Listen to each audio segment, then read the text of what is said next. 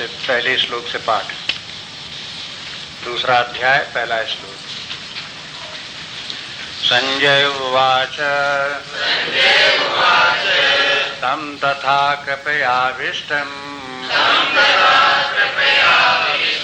अश्रुपूर्णाकुलेक्षणम् विषीदन्तमिदं वाक्यम् उवाच मधुसूदन। श्रीभगवानुवाच कुतस्त्वाकशमलमिदम् विषमे समुपस्थितम् अनार्यजुष्टम् अस्वर्ग्यम् अकीर्तिकरमर्जुन क्लैव्यं मायस्मगमा पार्थ नैत्वद्यैयुपपद्यते क्षुद्रं हृदय दौर्बल्यम् त्यक्तोत्तिष्ठ परन्तप क्लैव्यं मायस्मगमः पार्थ त्वय्युपपद्यते क्षुद्रं हृदय दौर्बल्यम् त्यक्तोत्तिष्ठ परन्तप।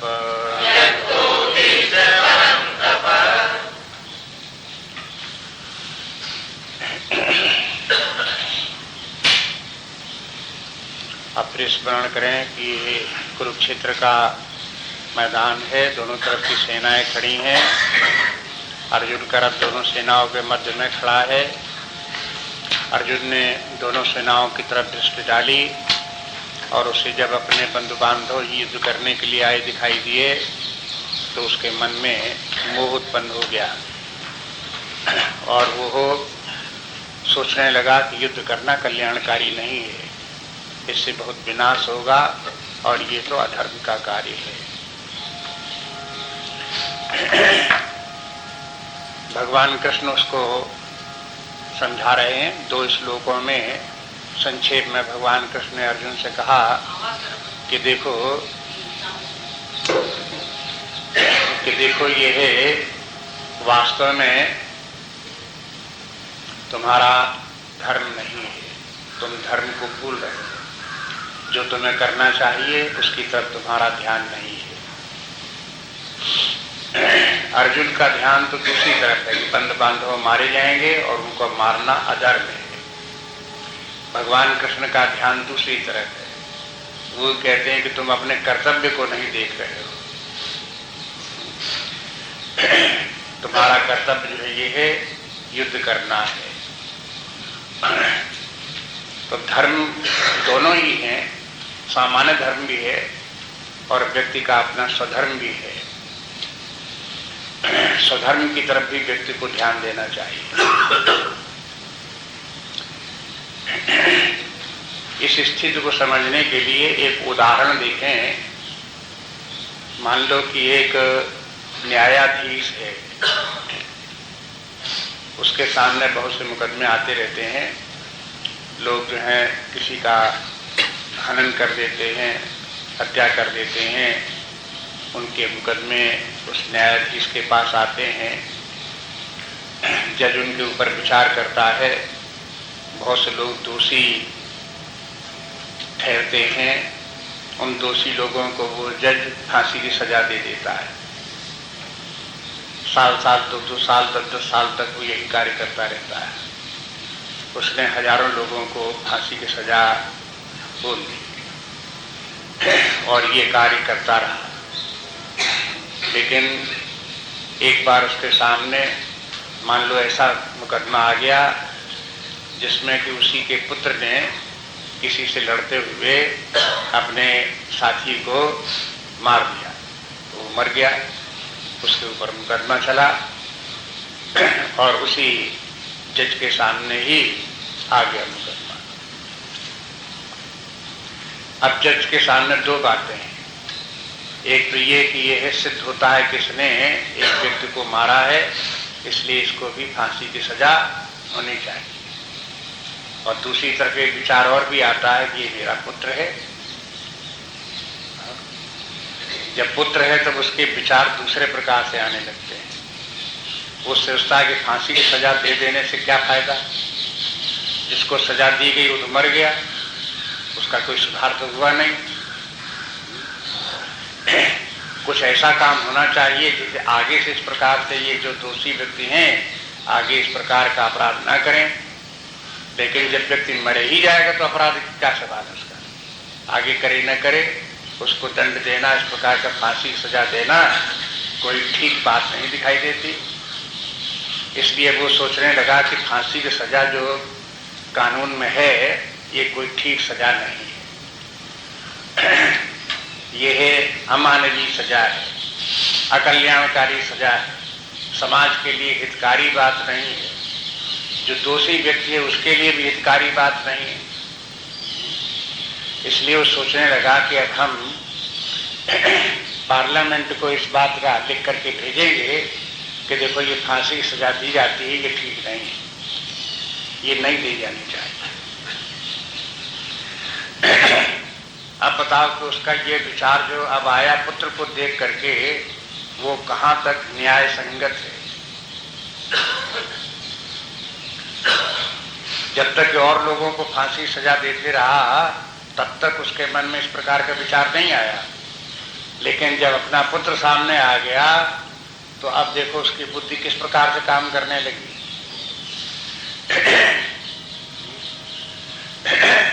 वास्तव में न्यायाधीश तो न्यायाधीश तब है जब उसके सामने इतने सैकड़ों हजारों आए, उनको सबको फांसी सजा उसने दे दी।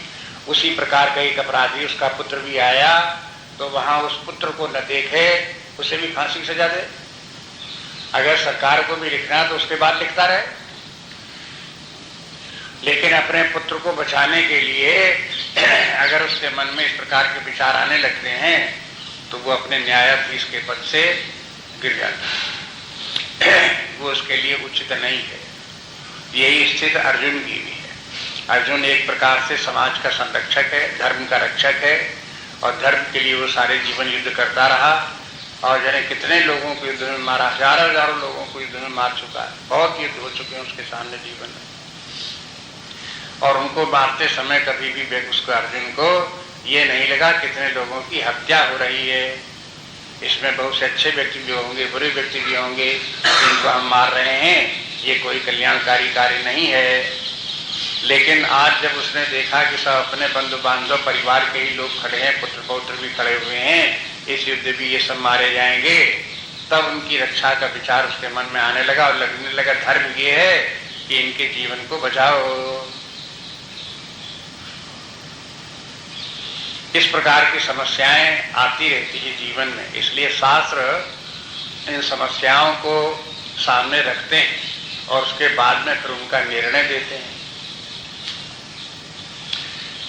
जहां न्याय की बात आती है वहां व्यक्ति निष्पक्ष तभी हो सकता है जब वो अपना पराया न देखे, और जहां वो अपना पराया देखने लगा तहां वो फिर वो पक्ष नहीं कर सकता, निर्णय सही निर्णय नहीं कर सकता।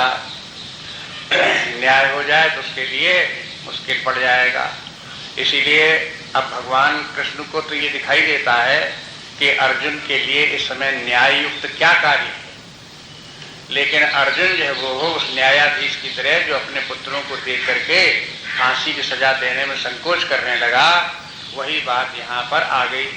उसने जब देखा कि हमारे परिवार के ही भाई बंद लोग, ये धृतराष्ट्र के पुत्र, ये तो सब हमारे भाई हैं, ये सब सामने खड़े हैं, इनको मारने से तो अपने परिवार के ही लोगों का हनन होगा। पहले भी इस प्रकार की घटनाएं घटी हैं। एक बार की कथा महाभारत में आती है, इस युद्ध के बहुत पहले की बात है कि एक गंधर्व जो है इनको कौरवों का हरण कर ले गया, 100 कौरवों को बांध करके तो पकड़ ले गया। भीम ने कहा कि ये बड़ी अच्छी बात है, ये सब रोज रोज हमको परेशान करते थे, रोज रोज मार डालने की कोशिश करते थे, चलो इनको गंधर्व हमको नहीं मारना पड़ा, बिना हमारे उसके ही इनको जो है ये गंधर्व पकड़ ले गया, चलो छुट्टी हो गई। लेकिन इसकी सूचना युधिष्ठिर को दी गई। युधिष्ठिर को जब मालूम हुआ तब वो अर्जुन को बुलाए, अर्जुन ये क्या हुआ? कहीं क्या हुआ? अच्छा ही हुआ, ले गया गंधर्व पकड़ ले गया, छुट्टी हुई। कहीं नहीं, हमारे ये तो आपस का हमारे झगड़ा था, हमारे भाइयों की आंतरिक बात थी।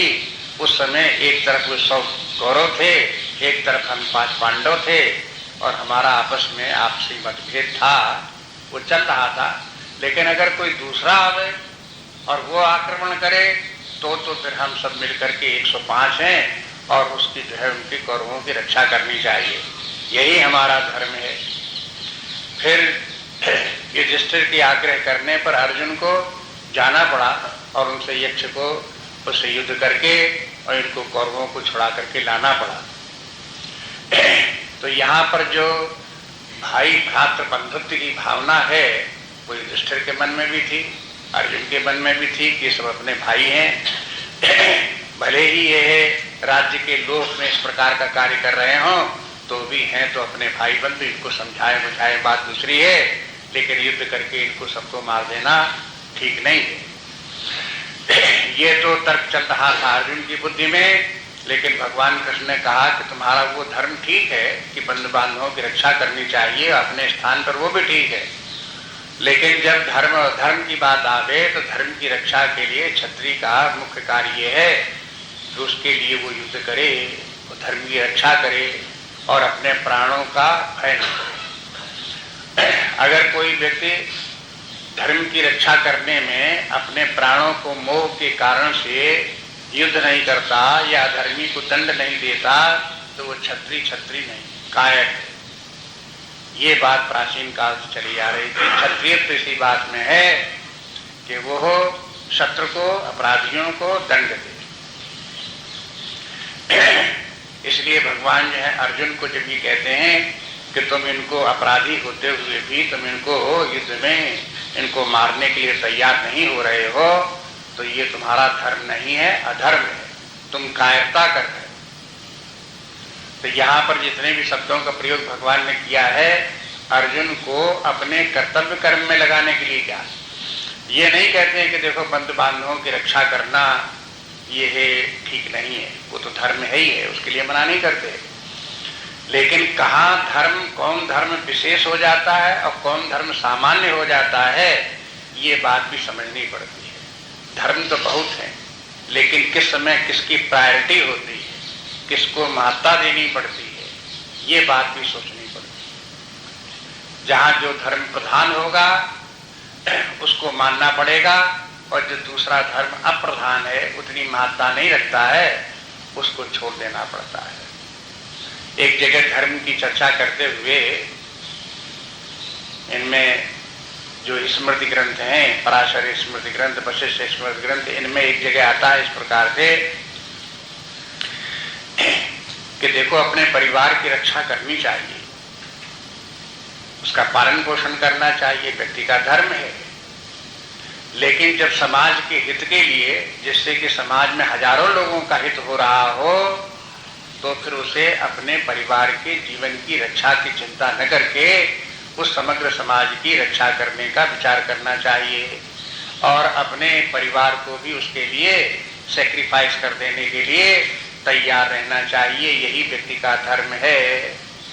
अब बताओ, परिवार की रक्षा करने का धर्म है कि समाज की रक्षा करने का धर्म है? व्यक्ति ये कहे कि पहले हम अपने आप को देखें कि समाज को देखें, समाज तो ऐसा ही होता है, हम कहाँ उसके पीछे प्राण देते फिरें। एक बुद्धि है हम अपने परिवार की रक्षा करें, और शास्त्र कहता है कि ना, तुम परिवार की रक्षा न करो, समाज की रक्षा करो। अब कैसे बुद्धि में समझना है? व्यक्ति को जब तक स्वार्थ बुद्धि होगी और मैं मेरेपन की बुद्धि होगी, तब तक उस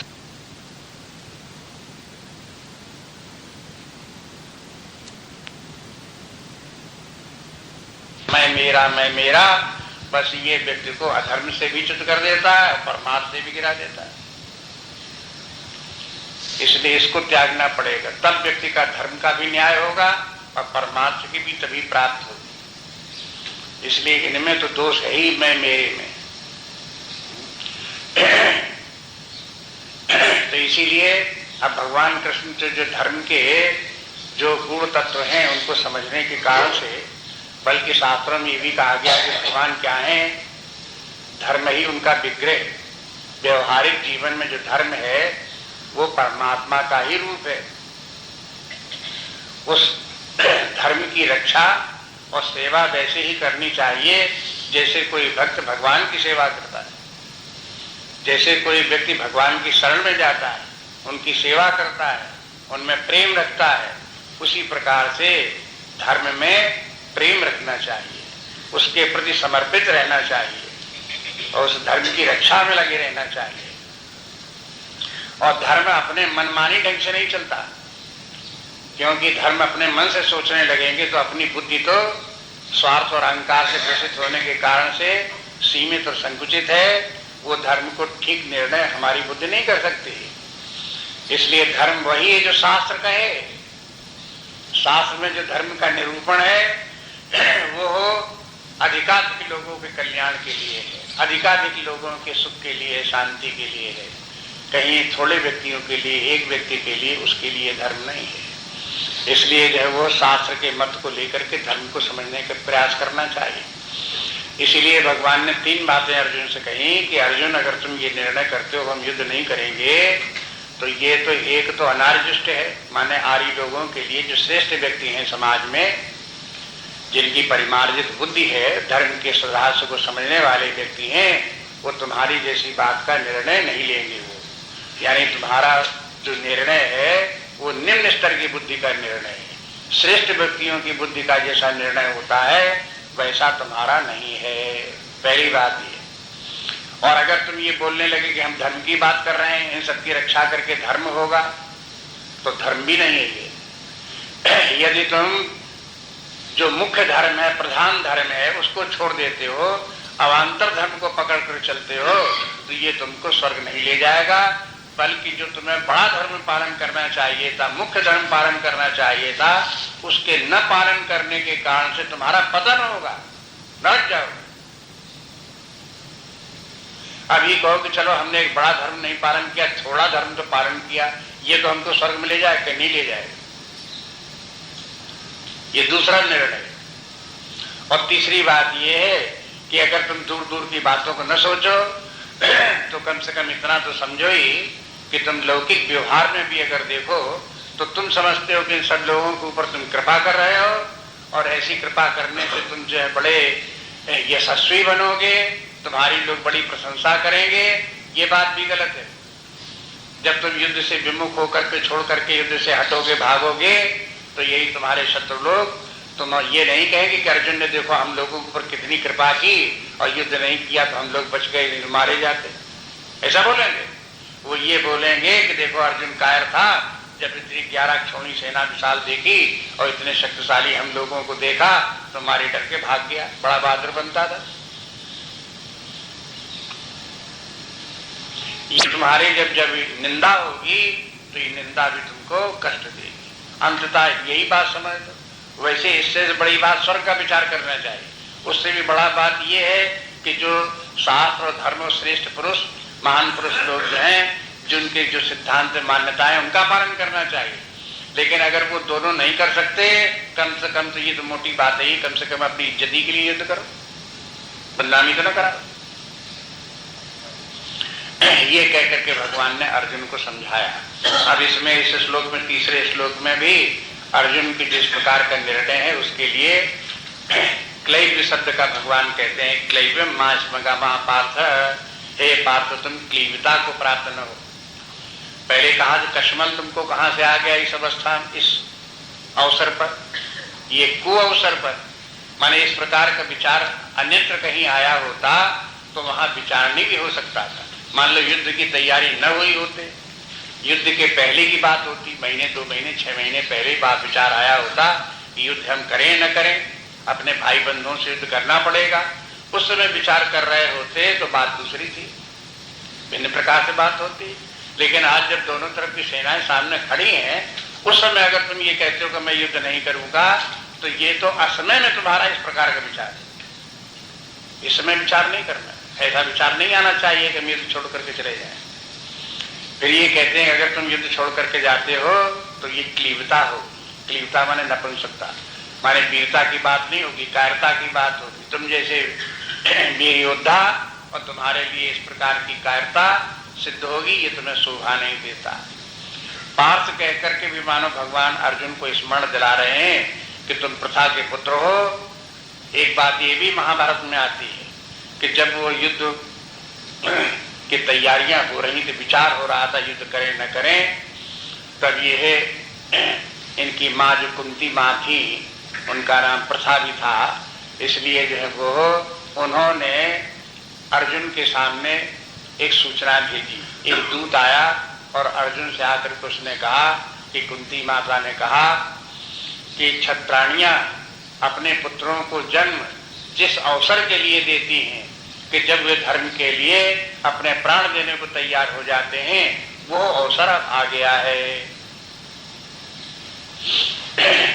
अब बताओ, इसके माने इस युद्ध करने के लिए कुंती ने भी इनको जो है वो प्रोत्साहित किया हुआ है।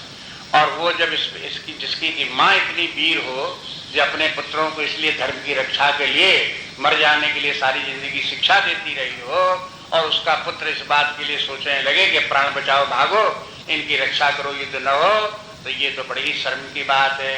इसलिए अपनी माता की बात तो याद करो। इसलिए वो प्रथा शब्द का भी प्रयोग यहाँ पर बहुत सार्थक है। अर्जुन शब्द भी बहुत सार्थक है।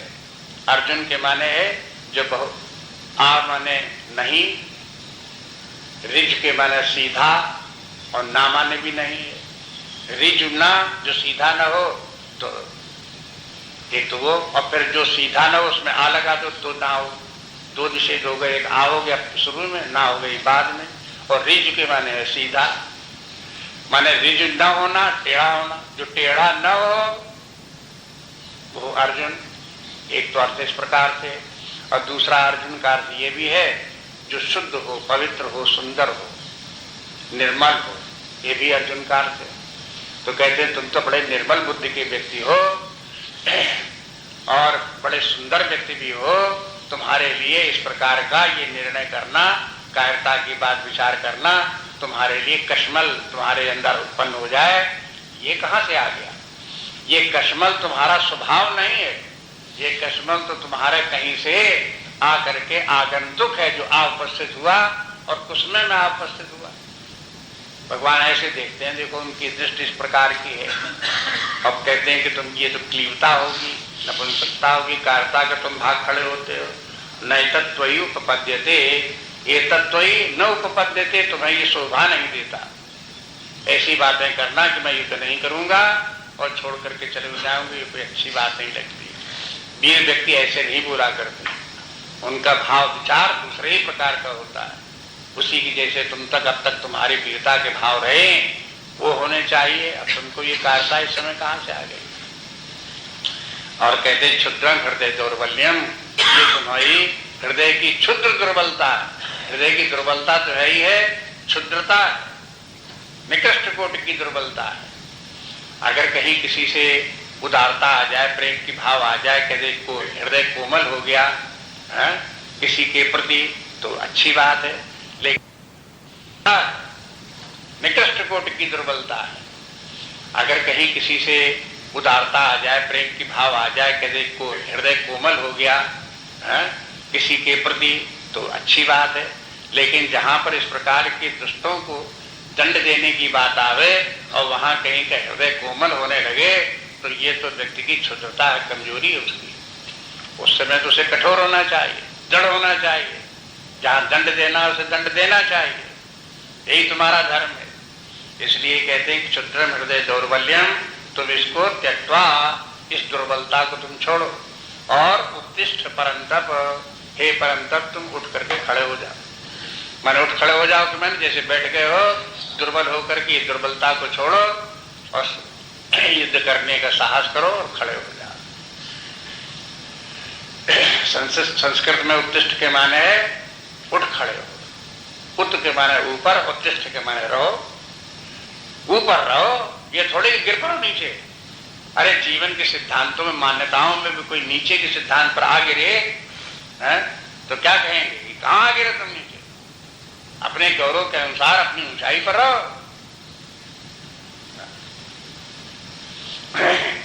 मनुष्य को अपने गौरव का स्मरण रखना चाहिए कि मनुष्य हैं और हम श्रेष्ठ व्यक्ति हैं, और श्रेष्ठ व्यक्ति जिस प्रकार का आचरण व्यवहार करते हैं वैसा ही हमको करना चाहिए। निम्न स्तर पर उतर करके कायरता की बातें, दुर्बलता की बातें नहीं करनी चाहिए। बहुत बार ये पंक्ति जो है लोगों से व्यवहार में भी बोली जाती। जो लोग इस श्लोक की, इस पंक्ति को जानते हैं, क्षुद्रम हृदय दौर्बल्यम त्यक्तोत्तिष्ठ परंतप। अगर कोई कहने लगे कि भाई हमको तो आपने बड़ा भारी काम बता दिया, रोज सवेरे उठो, रोज सवेरे स्नान करो, और फिर उसको रोज पूजा करो, और फिर ये मंत्र बोलो, फिर वो मंत्र बोलो, फिर इतना जो है माला जपो, इतना ध्यान करो, फिर इतना पुस्तक पढ़ो, ये तो बड़ा जंजाल बता दिया, कैसे हमसे होगा? तो क्या कहेंगे उसे? क्षुद्रम हृदय दौर्बल्यम त्यक्तोत्तिष्ठ परंतप। कहाँ ये तुम कमजोरी की बातें करते हो? अगर तुम ये नहीं करोगे, सब ये इतनी उपासना, इतनी पूजा, इतना परिश्रम नहीं करोगे, तो ये सब जितनी की साधनाएं हैं ये किन लोगों के लिए हैं? क्या गाय बैल बकरियों के लिए हैं? उनके लिए हैं ये? आखिर मनुष्य ही को तो करनी पड़ती है सब साधनाएं। करो, हिम्मत बांधो। न करने का क्या सवाल है? हमसे नहीं होने का क्या सवाल है? कोई कहे मुझसे ये नहीं होगा, मुझसे नहीं होगी, तो कायरता की बातें हैं। इसलिए जब किसी को उत्साहित करना होता है तो जो भगवान ने अर्जुन को उत्साहित करने के लिए बोला, क्षुद्रम हृदय दौर्बल्यम त्यक्तोत्तिष्ठ परंतप, यही बोला जाता है।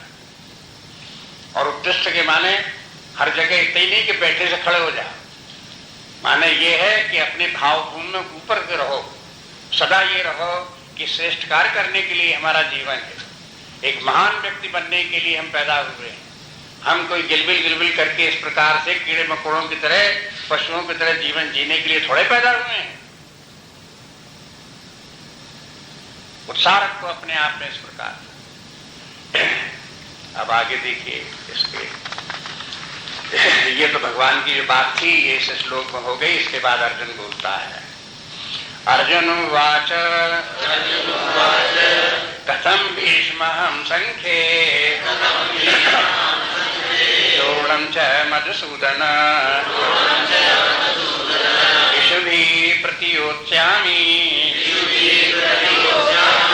पूजार्हवरिसूदन। कथम भीष्महं संख्ये द्रोणं च मधुसूदन इषुभिः प्रतियोत्स्यामि पूजार्हवरिसूदन। देखो यहाँ फिर एक मनोवैज्ञानिक अनुभव की बात है, सिद्धांत की बात है, वो सामने आती है। प्रायः होता ये है कि जहां किसी व्यक्ति को देखते हैं कि वो जैसा कि व्यक्ति को आचरण करना चाहिए नहीं कर रहा है, कमजोरी आ रही किसी व्यक्ति को, तो दूसरा व्यक्ति उसको धर्म की शिक्षा देता है, नैतिकता की शिक्षा देता है, उत्साहित करता है। लेकिन वो सुनने वाला व्यक्ति तत्काल प्रतिक्रिया यही करता है, अरे आपकी सब बातें बेकार, हमसे नहीं सुनना। तो अगर कोई व्यक्ति इस प्रकार से बोले तो ये न समझो कि आपकी बात बिल्कुल बेकार चलेगी, वो फिर भी उसके ऊपर असर कर रही है। ये इस उदाहरण से आप देखो, भगवान ने तो 2 श्लोकों में बड़ी कठोरता के साथ अर्जुन को आदेश दे दिया कि तुम गलत रास्ते पर हो और उठो और युद्ध करो। लेकिन अर्जुन पहले विरोध करता है, कहता कि मेरी बात समझ नहीं आती, मैं ऐसा नहीं करूंगा। लेकिन आगे के श्लोकों में देखते हैं धीरे धीरे करके भगवान की बात अर्जुन के मन के ऊपर प्रभाव डालती रहती है। तो जो बात व्यक्ति सुनता है, जिस व्यक्ति से बात कही जाती है, उस सुनने वाले व्यक्ति के वो बात पहले मन बुद्धि से आकर के हृदय तक, चित्त तक पहुंचती है और पहले वहां चित्त में कुछ अपना प्रभाव डालती है। इसमें थोड़ा देर लगती है। थोड़ी देर के माने घंटे आधे घंटे की बात नहीं कहते हैं, कभी कभी तो इसमें देर लगती है, 2-4 दिन, 10 दिन, महीने, 2 महीने, 6 महीने की भी देर।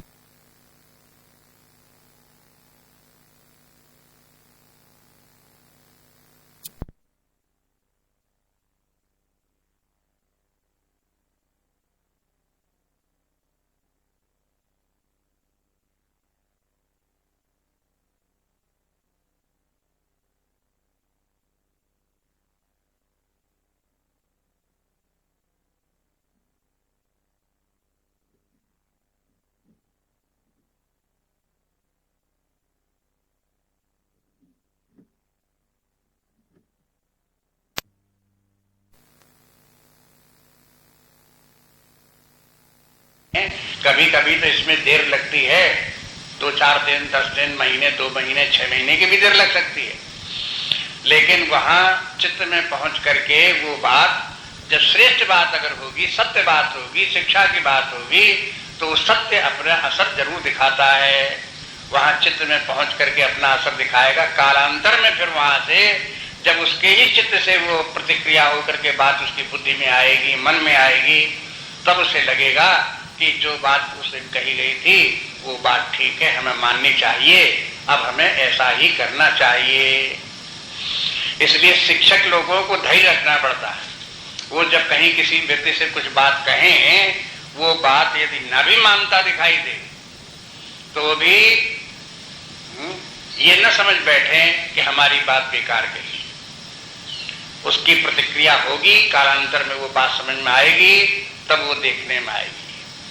अब अर्जुन को देखो, इसी बात को देखो, अर्जुन क्या बोलता तत्काल। अर्जुन कहता है कि जैसे भगवान ने कहा, अर्जुन तुमको कुछ समय में ये कहां से ये आ गया इस प्रकार के तुम्हें कलमश। तब अर्जुन भी इसी प्रकार से पूछता है, कथम भीष्म हम संके, ये बताइए कि हम किस प्रकार से इस युद्ध क्षेत्र में भीष्म पितामह को, द्रोणाचार्य को इस भी प्रतियोत्सामी बाणों से लेकर के हम इनको कैसे छेदें, इनके ऊपर बाण कैसे चलावें।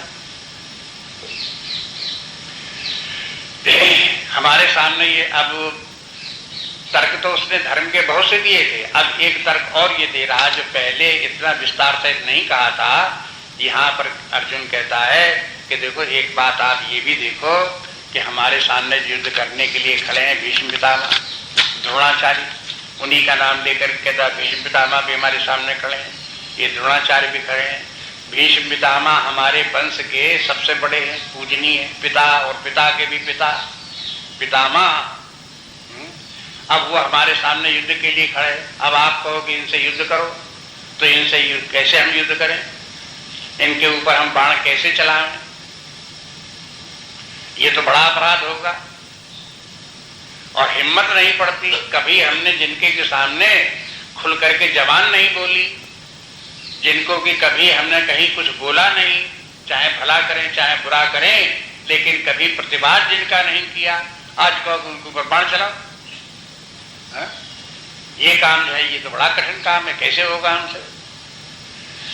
इसी प्रकार से द्रोणाचार्य हमारे गुरु रहे, सारी जिंदगी उन्होंने शिक्षा दी और बड़े प्रेम के साथ हमको शिक्षा दी। अपने शिष्यों में सबसे श्रेष्ठ शिष्य हमको माना। जितनी अच्छी शिक्षा उन्होंने हमको युद्ध क्षेत्र की युद्ध विद्या की दी, इतने सब लोग और भी पढ़ने वाले थे, उनमें किसी को इतनी उन्होंने शिक्षा नहीं दी। जो बहुत रहस्यपूर्ण बातें थी युद्ध विद्या की, वो भी उन्होंने हमको बता दी, अपने पुत्र तक को नहीं बताई। अश्वत्थामा उनका पुत्र था और उनको जो है वो युद्ध विद्या जरूर सिखाई, अस्त्र शस्त्र चलाने जरूर सिखाए, लेकिन उतनी शिक्षा नहीं दी जितनी की अर्जुन को दी। अर्जुन के प्रति उनका विशेष पक्षपात उनके मन में था, बड़ी प्रियता थी कि ऐसे द्रोणाचार्य से अब हमसे कहो कि अब हम उनके ऊपर उन्हीं से सीखे हुई बाण विद्या, अब उन्हीं के ऊपर काम लावें, उन्हीं को हम मारें तो कैसे मारें। कहते ही पूजार रावरी, ये तो पूजनीय है, अब इतना ही नहीं, उनका तो अपमान नहीं होना चाहिए, उनका तो आदर होना चाहिए, सत्कार होना चाहिए। आदर ही सत्कार नहीं होना चाहिए, पूजा होनी चाहिए। जिनकी पूजा होनी चाहिए उनके सामने हम इतने उतर आए कि ले बाण उनके ऊपर प्रहार करने में, ये काम तो बहुत कठिन है। हमसे होता, हिम्मत नहीं पड़ती हमसे करते हुए। अब देखो इस प्रकार की स्थिति हो जैसे अर्जुन की, तो होगी ही, तो होगी। इनके ऊपर हम कैसे इस प्रकार से प्रहार करें? कथम भीष्म हम संख्यमन युद्ध में, इस युद्ध में हम किस प्रकार से द्रोणाचार्य के ऊपर, इनके ऊपर अस्त्र शस्त्र चलाएं। भगवान के लिए अर्जुन ने शब्द प्रयोग किए मधुसूदन, हरिसूदन। ऐसा भी मान लो, अर्जुन मान लो कह रहा हो कि हे भगवान, आप तो मधुसूदन ने निशाचरों को मारा, मधु नाम का निशाचर था, राक्षस था, तो आपने मारा। आप हरिसूदन दुष्ट लोग थे, उन लोगों को आपने मारा। लेकिन ये बताओ, कभी आपने पूजनीय व्यक्तियों को मारा है? कि आज हम ही को बता रहे हो कैसे पूजनीय व्यक्तियों को, जैसे कि द्रोणाचार्य, भीष्म पितामह कैसे लोगों को मारे?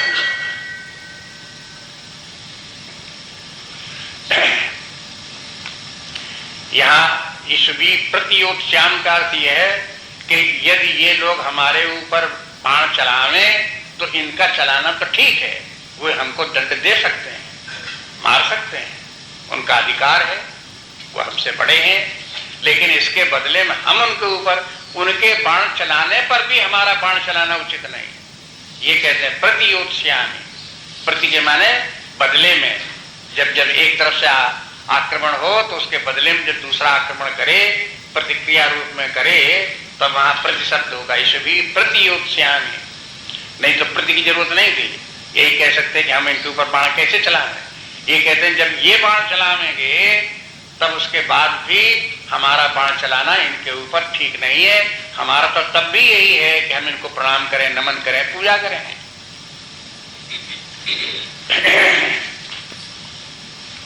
आगे श्लोक देखिए, गुरुन हत्वा हि महानुभावान् श्रेयो भोक्तुं भैक्षमपीह लोके तत्वार्थ कामांस्तु गुरून्निहैव भुञ्जीय भोगान् रुदरे प्रदिग्धान् गुरून् हत्वा हि महानुभावान् श्रेयो भोक्तुं भैक्षमपीह लोके तत्वार्थ कामांस्तु गुरून्निहैव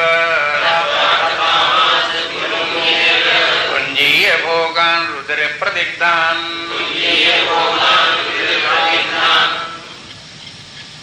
अर्थ हुआ गुरून् हत्वा, गुरुजनों की हत्या करके, महानुभावान, ये तो सब महानुभाव हैं, श्रेष्ठ पुरुष हैं। श्रेयो भोक्तुम, इससे तो अच्छा ये है कि भैक्षमपीह लोके, भोक्तुम, भीख मांग करके खा लेना ज्यादा अच्छा है। हत्वार्थ कामांस्तु, हत्वा इनको मार करके, आर्थ कामांस्तु, अर्थ की कामना से, गुरुन्निहैव, इन गुरुजनों को मारना ये है। भुंजीय भोगान रुद्र प्रदिग्धान, ये तो ऐसे ही होगा जैसे रक्त से सना हुआ भोग भोगना, इसलिए ये तो उचित नहीं होगा। इस श्लोक में फिर अर्जुन अपनी बात को जरा और विस्तार देता, समझाने की कोशिश करता है।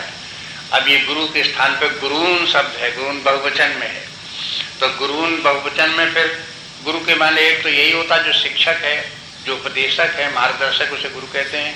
लेकिन जितने बड़े लोग हैं, अपने से आयु में बड़े हैं, वो भी सब गुरुजन कहलाते हैं। जब बहुवचन प्रयोग में किया जाता तो सभी लोगों के लिए जो अपने से बड़े हैं उन सबके लिए किया जाता है। तो यहाँ ये हुआ कि द्रोणाचार्य की बात नहीं, सामने युद्ध करने के लिए हमारे सामने हमसे आयु में बड़े लोग, बहुत से लोग खड़े हुए हैं, वे भी सब हमारे लिए पूजनीय है, महानुभाव हैं, श्रेष्ठ पुरुष हैं और वो हमसे बड़े हैं। तो इन सब लोगों को मारना हमको ठीक नहीं दिखाई देता। अब देखो, इनको मारना अधर्म है। पूजनीय व्यक्तियों को, बड़े व्यक्तियों को, आदरणीय व्यक्तियों को इनका अपमान करना ठीक नहीं है। और दूसरी तरफ भिक्षा मांगना भी क्षत्रिय के लिए ठीक नहीं है, वो भी अधर्म उसके लिए। दोनों ही बात है। भिक्षा मांगना जो है वो हो क्षत्रियों के लिए तो अधर्म है, लेकिन ब्राह्मणों के लिए धर्म है। देखो, एक ही कार्य एक जगह धर्म हो जाता है और दूसरी जगह अधर्म हो जाता है।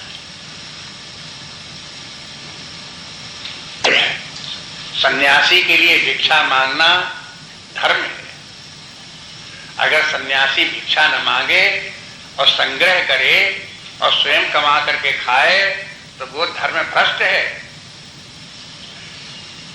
सन्यासी नहीं है। सन्यासी वही है जो भिक्षा मांग करके जीविका चलाए। भिक्षा मांगे तो गौरव के साथ भिक्षा मांगे, जैसे धर्म का कार्य कर रहे हैं।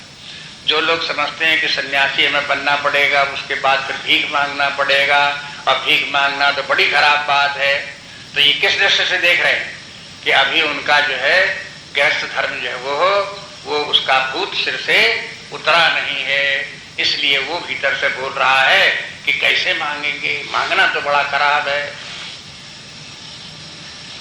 लेकिन जहां गृहस्थ धर्म का भूत उतर जाए सिर से और संन्यास भाव आ जाए तो उसको ये समझ में आ जाएगा कि भिक्षा मांगना ही धर्म है।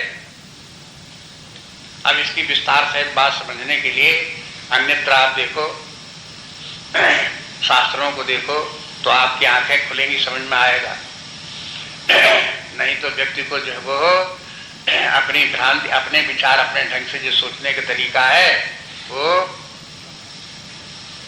Pre occupation of the mind जो कहलाती पूर्व धारणाएं जो होती हैं, उन धारणाओं से ग्रसित होकर के व्यक्ति जब विचार करता है तो उसके निर्णय गलत हुआ करते हैं। गृहस्थ धर्म तो व्यक्ति का ये है कि वो अपना स्वयं परिश्रम करे और अपने परिवार का पालन करे, अपना भी भरण पोषण अपने परिश्रम के द्वारा करे, भिक्षा न मांगे। लेकिन यदि जहां से व्यक्ति अपना संबंध परिवार से छोड़ करके पूरे समाज के साथ जहां व्यक्ति ने अपना संबंध जोड़ा कि मैं तो सारे समाज का ही एक व्यक्ति हूं और सारा समाज मेरा है, कोई व्यक्ति विशेष मेरा नहीं बल्कि सारा समाज मेरा है, तो सारा समाज उसका हो गया परिवार और सारे समाज के हित के लिए कार्य कर रहा है। अब उसको समाज से भिक्षा मांगना और उसका लेना, उसका खाना उसका धर्म ही है। अगर नहीं करता तो इसके माने वो अपने आप को समाज के साथ जोड़ नहीं पा रहा है। उसको जैसी व्यापक बुद्धि आनी चाहिए वो आ नहीं रही, वो अपनी बुद्धि को यथावत संकीर्ण बनाए पूर्व की तरह। लेकिन गृहस्थ का काम ये है कि वो अपने स्वयं ही अपने परिश्रम के द्वारा उपार्जन करके अन्न खाए, वो दूसरों पर आश्रित न हो, तमोगुण के कारण से आलस्य प्रमाद करके दूसरे पर निर्भर न रहे, नहीं तो उसके सिर के ऊपर भार चढ़ेगा। गृहस्थ का कार्य ये है कि अन्य व्यक्ति जो है वो समाज में जैसे अपाहिज लोग हैं, वृद्ध लोग हैं, समाज की सेवा करने वाले व्यक्ति हैं, अपने परिवार के साथ साथ उन सबका भी भरण पोषण करे, ये भी उसका धर्म है। समाज में जितने लोग और भी हैं, अगर मान लो ऐसे बच्चे हैं जिन बच्चों का कहीं कोई देखभाल करने वाला नहीं है, तो गृहस्थ लोगों ही का धर्म है कि उस अनाथ बच्चों का भरण पोषण करे, अपने जो कुछ खाता पीता उसमें निकाल करके उनको भी दे, उनका भी पोषण करे। समाज में अगर ऐसे वृद्ध लोग हैं जो कि अपने आप अपनी जीविका नहीं चला सकते, उनके पास खाने पीने को नहीं है, दवा इलाज कराने को नहीं है, तो उनकी जिम्मेवारी किनके ऊपर है? वही गृहस्थ लोगों के लिए है, वो अपने में से खाना खर्चा में से कमा करके कुछ भाग निकालें और उनका भी भरण पोषण करें। समाज का सेवा कार्य करने वाले व्यक्ति हैं जो स्वयं नहीं कमाते हैं और समाज के पूरे समाज की सेवा के कार्य में लगे हैं, उनको खाना कहां से मिलेगा? कौन देगा? वही गृहस्थ लोगों को देना पड़ेगा, समाज को ही उनका देना पड़ेगा, तब वो इस प्रकार का कार्य कर सकेंगे। इसलिए गृहस्थों का भार अपने परिवार के ही लोगों के ऊपर का नहीं है, उनको समाज के अन्य लोग के जो इतने वर्ग हैं उनका भी उनके ऊपर भार है, उनकी उन्हें पूर्ति करनी चाहिए। अब दूसरा वर्ग आ गया, अब जो वर्ग जो इस प्रकार समाज सेवा के कार्य में ही लगा हुआ है, चाहे वो ब्राह्मण हो और चाहे वो सन्यासी हो, अगर उसका कार्य और कोई स्वयं धर्मोपार्जन करने का कार्य नहीं है लेकिन अपना सुबह से शाम तक समाज की सेवा में ही लगा हुआ है, तो उसे समाज से अपने खाने पहनने के लिए ग्रहण करना उसका अधिकार। और अगर ऐसा नहीं करता है तो अपने आप को वो समाज से जोड़ नहीं पा रहा है और उसकी बुद्धि को, अपनी बुद्धि को संकीर्ण बनाए हुए है। ये बुद्धि की संकीर्णता व्यक्ति का धर्म नहीं है, बुद्धि को व्यापक बनाना चाहिए। गृहस्थों की बुद्धि की व्यापकता इसी में है कि वो केवल अपने को और अपने परिवार को पकड़े न बैठे रहे, पूरे समाज का ध्यान रखे, यही उनकी बुद्धि की व्यापकता है। और जो समाज की सेवा का कार्य कर रहे हैं उनकी बुद्धि की व्यापकता यही है कि अपना सारा जीवन समाज के लिए लगावें और समाज से ही अपना भरण पोषण भी प्राप्त करें। ये शास्त्र मत है। इसलिए अब जैसे क्षत्रिय है तो क्षत्रिय का काम यह है कि स्वयं अपने समाज की सेवा का कार्य करे, उसका शासन करे, नियंत्रण रखे और फिर समाज से जो कुछ उसको टैक्स इत्यादि करके जो कुछ प्राप्त होता है उसके द्वारा प्रजा का भी पालन करे और उसी से अपना भी भरण पोषण करे। लेकिन राजा का काम ये नहीं है कि टैक्स लेकर के सब स्वयं ही खा जाए और प्रजा का पालन न करे। अपना भी पालन उससे अपना तो करे ही, लेकिन सारा धन जो है वो प्रजा के लिए है। इसलिए अपने शास्त्रों में कहा गया कि राजा का कार्य इस प्रकार का है जैसे सूर्य का, जैसे सूर्य समुद्र से पानी शोषण करके फिर वो सारे देश में पृथ्वी के ऊपर जगह जगह पानी बरसाता है, इसी प्रकार से राजा जगह जगह जो लोग टैक्स दे सकते हैं उनसे टैक्स संग्रह करे और जिन लोगों को इस प्रकार के समाज में व्यक्ति हैं जिनके भरण पोषण संरक्षण की आवश्यकता है उनको वो धन के द्वारा उन लोगों की सेवा करे, सहायता करे, रक्षा करे। ये राजा का धर्म है। तो अब राजा का धर्म होने के नाते क्षत्रियों का नियम ये बनाया गया कि क्षत्रिय लोग भिक्षा न मांगे, क्षत्रिय लोग इस प्रकार से शासन का कार्य करें और उनका भिक्षा मांगना उनका काम नहीं है। भिक्षा मांगना का काम विप्रों का है, जिन विप्रों को सारे समाज में धर्म का प्रचार करना पड़ता है। विप्रों का मुख्य कार्य क्या है? समाज में धर्म के प्रचार कार्य में सुबह से शाम तक लगे रहें।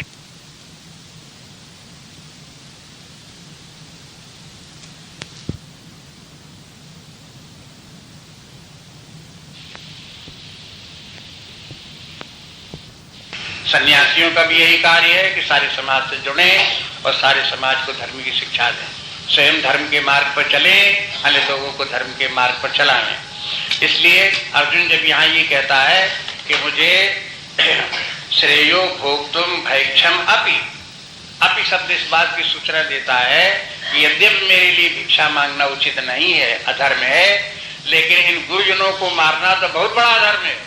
इससे अच्छा भिक्षा मांग लेना अधर्म होते हुए भी हम उसे कम अधर्म समझते हैं, भिक्षा मांग करके खा लेंगे, ये फिर भी हमें स्वीकार। फिर कहते हैं हत्वार्थ कामांश गुरु न्यैव। अब इनको अब ये कामांश, ये अर्थ कामान जो शब्द आया है ये है विद्वानों के दो मत हैं।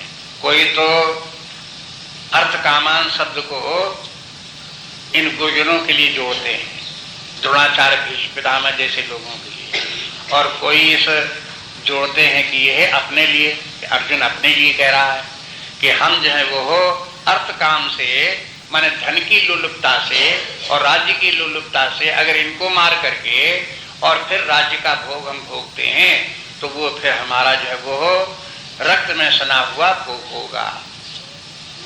तो ये कोई अच्छा भोग नहीं लगेगा। उस समय राज्य का सुख भोगते हुए भी वो हमको सुखदायी नहीं लगेगा, कष्टकारक लगेगा। कुछ लोग इसको ये बोलते हैं कि अर्थ कामांस्तु, कि ये द्रोणाचार्य भीष्म पितामह ये अर्थ काम थे, अर्थ की कामना के कारण से ये लोग इन कौरवों की तरफ थे। वो अपना अपना तर्क दोनों देते हैं। ये कहते हैं कि देखो अन्वय में ये हत्वा अर्थकामांश, इन अर्थकामी व्यक्तियों की हत्या करके ऐसा अन्वय करने में अन्वय ठीक बैठता है। और ये लोग इन्होंने स्वयं कहा भी है, इन्होंने भीष्म पितामह इत्यादि ने, द्रोणाचार्य ने युधिष्ठिर से जब ये शुरू में युधिष्ठिर गए लोगों के पास प्रणाम करने के लिए, युद्ध शुरू होने जा रहा था, अपने कवच पत्थर धनुष उतार के धर दिए और ये सीधे पैदल पैदल जा करके भीष्म पितामह के पास गए, उनको प्रणाम किया, द्रोणाचार्य को प्रणाम किया। तो इन लोगों ने आशीर्वाद दिया, ये भी कहा कि तुम्हारी विजय हो, ऐसे भी बोले। और फिर ये बोले कि कहने लगे कि आप जो हमारी विजय चाहते हो और आशीर्वाद देते हो तो आप इन लोगों की तरफ क्यों खड़े होकर के युद्ध कर रहे हैं।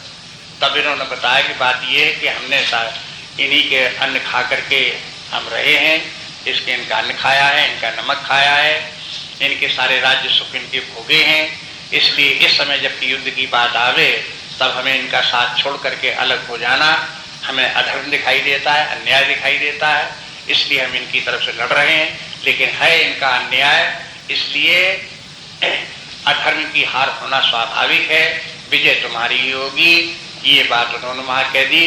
तो इसलिए अर्थ कामान शब्द का, इसी बात के ऊपर अर्थ कामान शब्द का प्रयोग ये द्रोणाचार्य और भीष्म पितामह के लिए लोग इसका अर्थ लगाते हैं। लेकिन कुछ लोगों का ये कहना है कि ऐसे गुरुजनों को अर्जुन अर्थ कामान नहीं कहेगा, ये नहीं कहेगा कि ये सब तो अर्थकामी है और युद्ध करने के लिए आ गए हैं। जब उनको वो महानुभाव कह रहा है, श्रेष्ठ जन उनको बोल रहा है, गुरुजन उनको बोल रहा है, तो उनके लिए आदर सूचक शब्द का प्रयोग करेगा। ये अर्थकामान अपने ही लिए प्रयोग करेगा कि हम अर्थकामी हो करके, राज्य की कामना करके, धन की कामना करके हम जाकर के इनसे युद्ध करते हैं और बाद में फिर अगर हमें अर्थ प्राप्त भी हो जाता है, राज्य प्राप्त भी हो जाता है, उनका सुख प्राप्त भी होता है, तो वो तो रक्त से सना हुआ होगा। इसलिए ये हमारे लिए उचित नहीं है।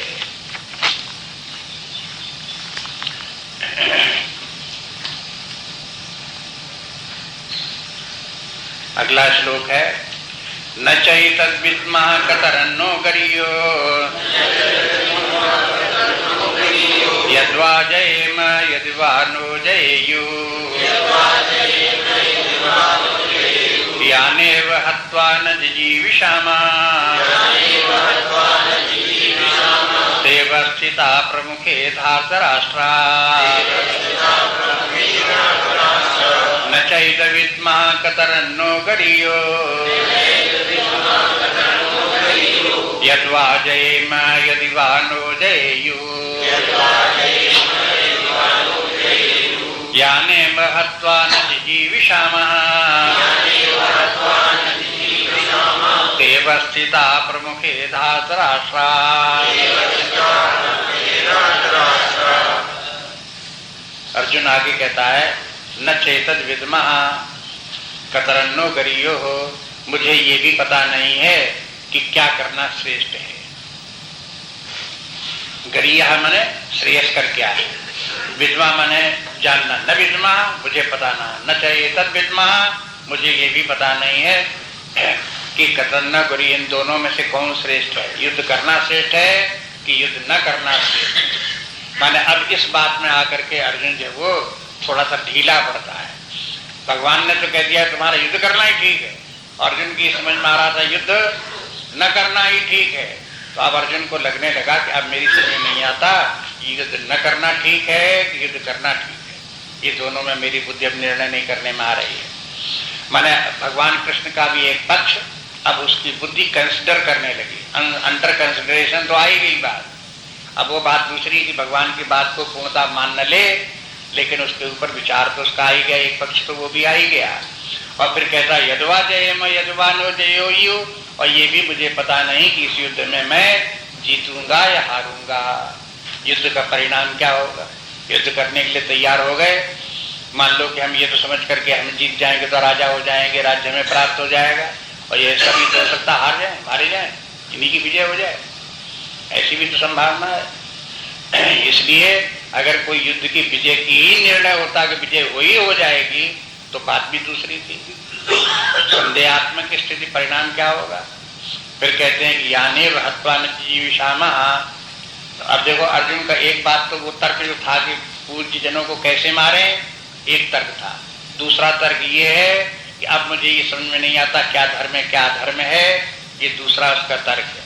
तीसरा तर्क ये है कि युद्ध में जय होगी कि पराजय होगी वो भी पता नहीं है, हो सकती पराजय भी हो जाए, तो ऐसे युद्ध के लिए क्या फायदा जिसमें कि पराजय हो रही हो, तो वो भी ठीक नहीं है। ये बात भी उसके एक विचार, उसके तर्क वो भी देता है।